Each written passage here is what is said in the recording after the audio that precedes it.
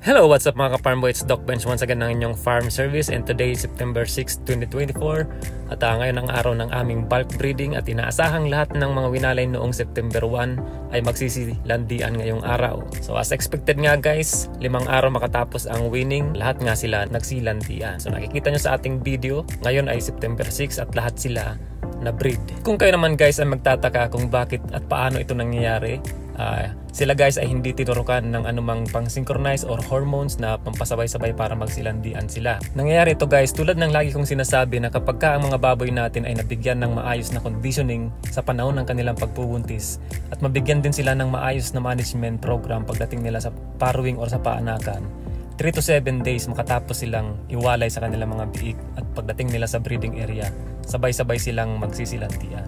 Maliban pa guys sa maayos na body conditioning ng ating mga baboy sa panahon ng kanilang pagbubuntis at panganganak, isang bagay ang kailangan nating tatandaan na kailangan meron ang ating mga inahin. Ito ay ang maayos na genetics.